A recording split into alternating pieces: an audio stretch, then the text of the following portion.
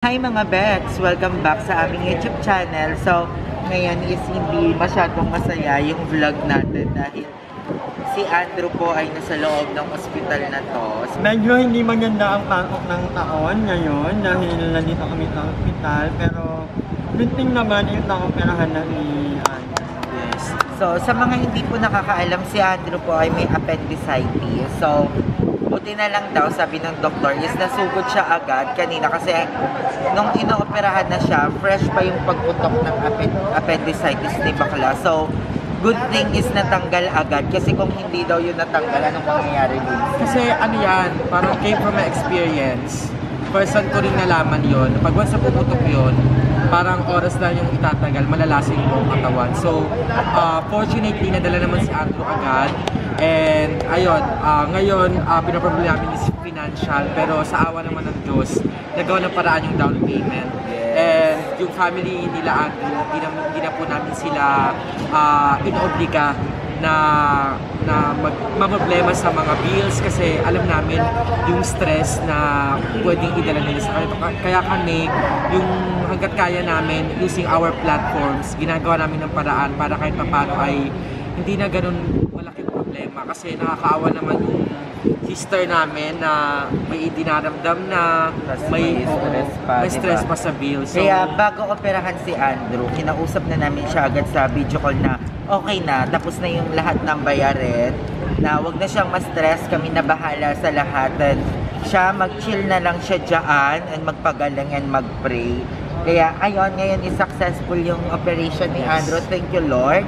Dahil hindi man masyadong maganda yung pasok ng taon, at least wala nang po problemahin si Andrew na sasakit At yung tiyan niya. Lagi niyang dinadaing yun, pero kay Andrew kasi magkanong matiyo. Oo, sobrang matiyo. Kapag titiisin niya pa.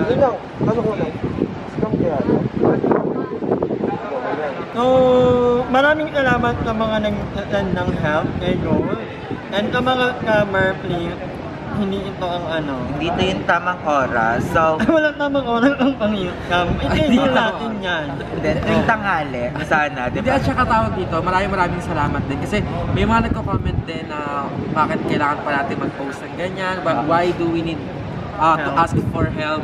Ang sabi naman po kasi, we did our part, nag-ambag-ambagan po kami, and wala na po yun actually, pero may mga sabi kasi na kaya naman namin yan, mayayaman naman daw kami. Hindi ho ganun yun. That's not how it works. May kanya-kanya po kami pinabayaran. And emergency is emergency. So nabigla din po kami lahat sa nangyari.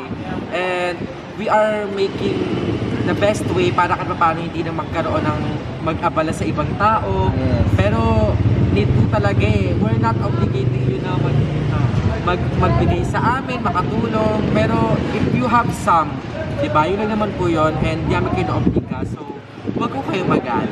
Yes, sobrang binaba namin yung ego namin for that kasi alam din naman namin madaming magsasabing ganon na tao. And kasi po sa amin, sa bawat isa po sa amin, may katulad ko, may sakit din si mama, may sakit din yung pamangkin ko, yung kuya ko, madami pang maintenance. So, kung ano lang yung kaya kong maibigay, yun lang po yung naibigay. Halos isanla ko na rin po yung isa kong kidney para lang po ma-solusyonan ng lahat. Pero yun lang po yung kinaya namin for down payment lang po para ma-start yung operation. Pero after that, meron pa po kaming babayaran para ma-release naman si Andrew sa hospital and mag-i-stay pa siya dito. Actually, private kasi itong hospital na to, so wala na kaming choice. 6 days siya dito mag-i-stay. May antibiotic pa si Andrew. Ang dami pang dapat gawin. Yes, napakamahal ng professional fee. Alam nating lahat yan. So, nag-post na po kami para lang makahingi ng konting tulong dahil hindi na rin po kaya kasi ang mahal ng operation, sobrang mahal. Pero thank you Lord kasi naitawid namin. Thank you kay Madam Ivan, kay Limsy, kay Madam Ellie, and kay Jessica na nag-send sa atin sa... Kay GM. Oo, kay GM. And thank you din kay Ayen na, alam mo yun, talagang... Baga parang patak-patak na lang din talaga kami kasi hindi naman ibang tao sa atin si Andrew, kapamilya natin yan. So we have to. And ayun, sobrang dito talaga masisubok yung emergency, yung mga natin, yung mga instinct natin na kailangan kahit pa paano magtabi tayo ng konti sa emergency and alagaan yung kalusugan natin kasi sobrang hirap po magkasakit. Yes, sobra ang hirap. Lalo na ngayon na may pandemic. Sobrang hirap. Hindi kami makapasok ng hospital dahil limited lang ang pwedeng pumasok at the same time kailangan pang swab. So dito lang kami nag-aabang ng ng update. Yung Gold ang nasa loob.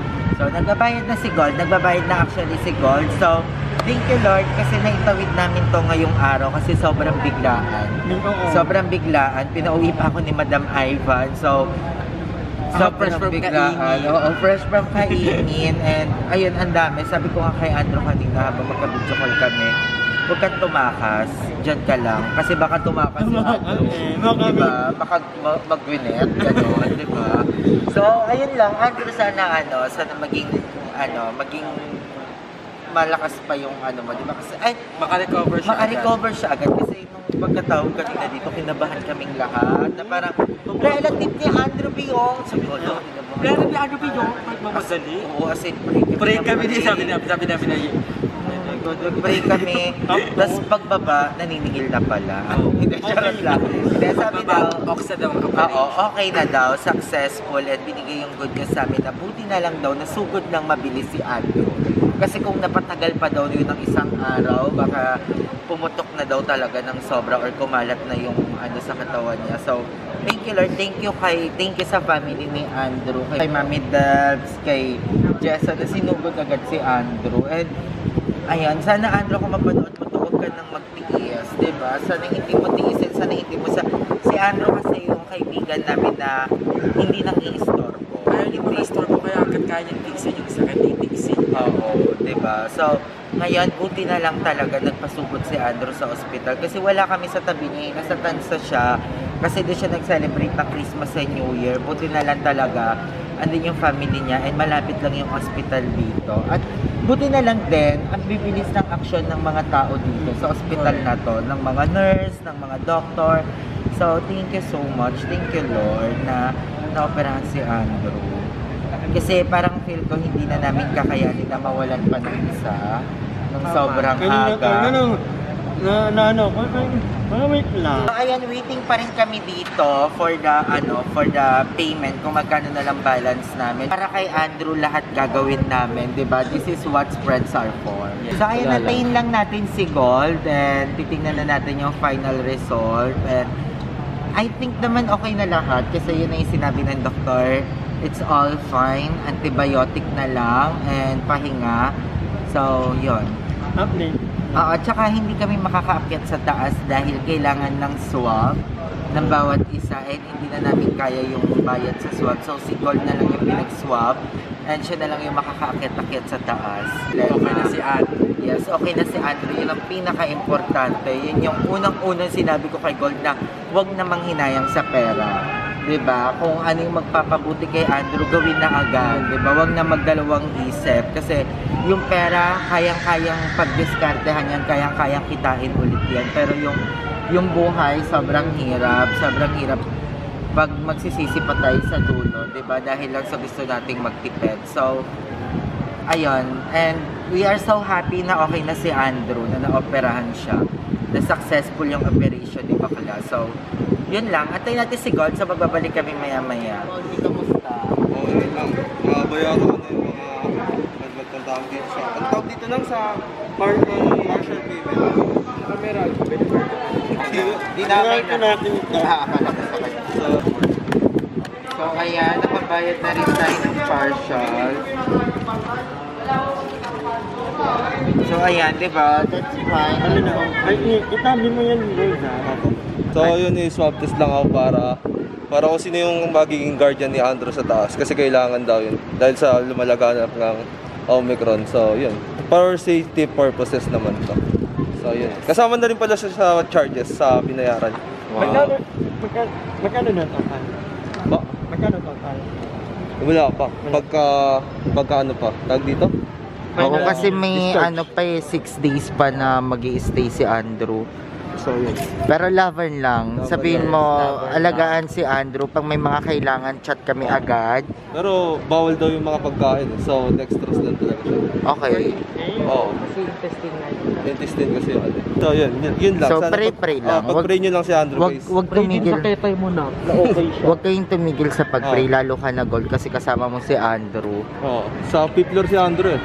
pinakamataas. Kanina kayo mo nung May sarili kami room. Yun lang.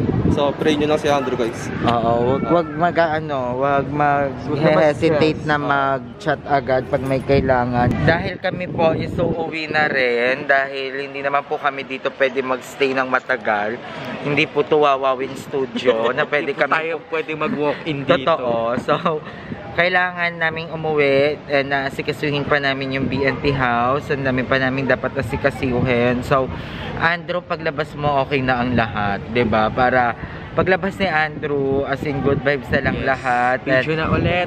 Yes, Andrew, we miss you agad. Hindi ka namin nakita ng Christmas and New Year, pero love one, 'di ba? Mag-ingat ka, and ang maganda diyan, hindi na mag-iinda-inda si Andrew ng masakit ang tiyan. 'Di ba? Makakapag-ML ka na ng maayos. 'Di ba? So, uwi na kami kasi gagabihin pa, magta-traffic pa kami sa daan. Sobrang traffic. So, kita-kita tayo sa Carlaville. So, Andrew, I love you so much. I love you. Hindi mo umiyak. Hindi ka iiyak. So, pauwi na kami. Bye-bye. So, ayun mga Bex, update as of now. Si Andrew is okay na siya. Actually, araw-araw kami nagbibideo call ni Andrew, and nakita ko yung tahi niya. And ang ganda ng pagkakatahi kay Andrew. Cross stitch. Perfect. Hindi, charot lang. So, okay na si Andrew. Nagkakabiruan na kami. And ako yung nag-aalaga sa mga dogs niya rin. Kay King. Kasi pinapataba ko rin si King. Kasi may sakit din si King. Pero sabi ko, wag na siyang mamroblema. Ako na yung mag-aasikaso for King. And ayun, si King is nagiging okay na rin yung baby dog nila, and tumataba na rin. So, I'm so happy pag pagising ko kaninang umaga, nakita ko yung dog niya. So, medyo nagkakalaman na. Tinawagan ko agad si Andrew para may good news at may good vibes siyang And ngayon is tawagan natin si Andrew para makita at makausap nyo siya. 'Di ba? Gusto niyo yung makausap niyo siya. Pero kakausapin natin si Andrew, kamustahin natin siya ngayon. So, tawagan natin si Bakla. Araw-araw kami nagbibideo call. Wait lang. Sa phone ko na lang. So, ayan si Gold Pack Fresh! Patingin si Andrew. So, ayan si Andrew. Okay na, wala nang swero. Bukas na talaga. Eto ka din si Bakla. Retokada ka na. Ilang dede mo, be? Nagpakatay ka sa tiyan, ha? Nakita namin yung ekop mo sa tiyan. Okay naman na. Okay ka na? Bukas daw, labas. Yay! See you tomorrow. May pa-welcome party kami sa'yo. Party kami sa'yo. Tatalon tayo ng umet. Uy, Andrea, pagaling ka. So, mga ka-alcohol, mga ka-aya, mga ka-momers, thank you so much sa lahat ng mga support, sa mga nagbigay, sa mga nag-pray, and also kay Papa God, and also sa mga ka-begs natin siya na always supporting. Thank you so much sa inyo lahat. Lalo na kay Papa God and kay Kuya Lloyd and kay Papa Nito na nag-guide sa operation ko.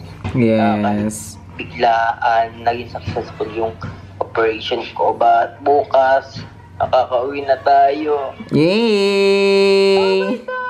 See you tomorrow. See you tomorrow, Andrea. I love you so much. Guys. Pagaling ka. Magpagaling ka lang. Paano yung nila?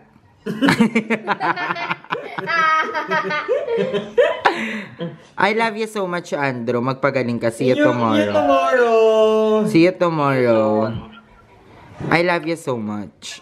Hindi pa po sara ang pagpapadala, ha. Ayop ka. Ingat ka.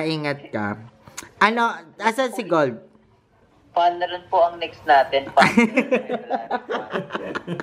Ayop ka. Uy, namimiss na kita. Namimiss ka na naming lahat. Okay na, Gold? Okay na? Pogi? Yung payment, okay na? Okay na? Settle na? Nabayaran na rin yung mga utang-utang. Wow, thank you, Lord. Thank you, Gold. Thank you sa paggabay kay Andrew. Bye-bye. Bye. Oh, ayun, yun na yung update kay Andrew. Tomorrow is lalabas na siya and wala na siyang swero, hindi na siya nagde-dextro. So, thank you Lord, and settle na yung payment, so wala nang paproblemahin ng mga bakla. So, I would like to personally thank Mother God dahil nagpadala ka ng tulong for Andrew. Maraming salamat. yes, thank you. Sa lahat din ng mga nagpadala, Maraming salamat. Napakalaki ng tulong nyo for BNT Andrew. Maraming salamat. I love you all so much. Siguro hanggang dito na lang. And abangan natin yung paglabas ni Andrew bukas. So, I love you all so much, mga Bex. Thank you for all the prayers and all the help. Maraming salamat. And hanggang dito na lang yun. Tomorrow lalabas na si Andrew. Bye! Bye-bye. Mwah!